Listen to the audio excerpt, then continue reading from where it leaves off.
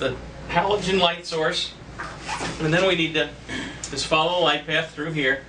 So this is a diffuser. You just normally want this up. So that would be to take the filament of the bulb out. You know, the bulb's got a little, filament in it, and that takes it out. The next thing is an important thing, and this is the field iris. So you notice it closing down. That's a live image, and the field iris works in conjunction with the condenser focusing. So this knob here, either side, focuses the condenser. So what we need to have happen is this condenser needs to be in the proper spot.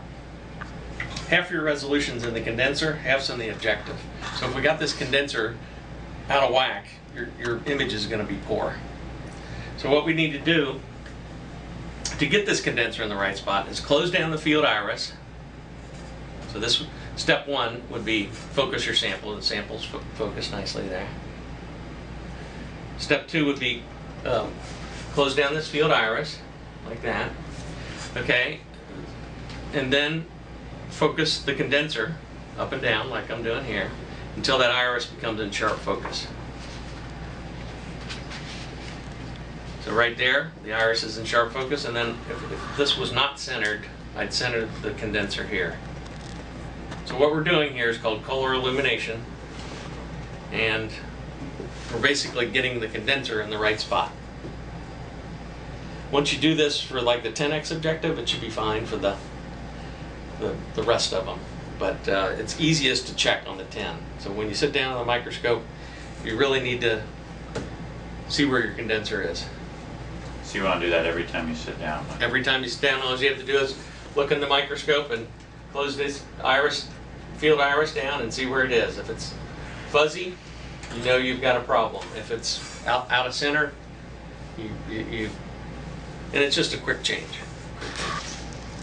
Becomes second nature to you. Now, so the condenser also has several other things going on, and one is this condenser iris. It's called aperture iris. There's several names for it. So what this does is gives you better contrast.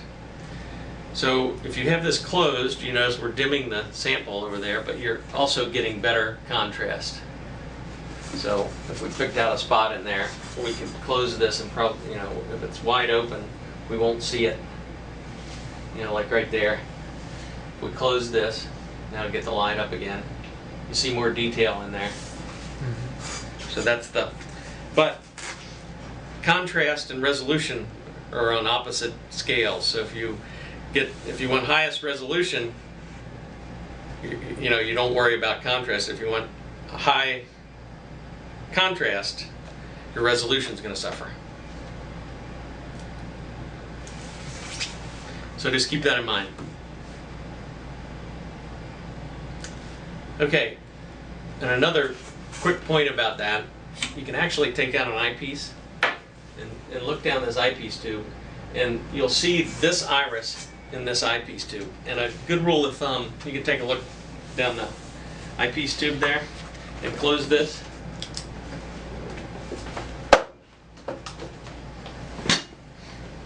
And close that till it's 2/3 open.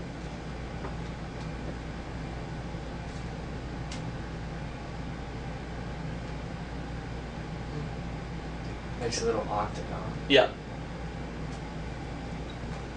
So when it's 2/3 open, that's sort of a good combination of resolution and contrast. Sort of a rule of thumb. So you can take a look there and just, yep. 5 minutes. I'll do it.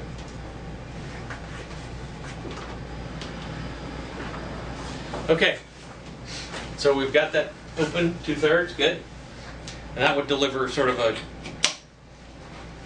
best chance.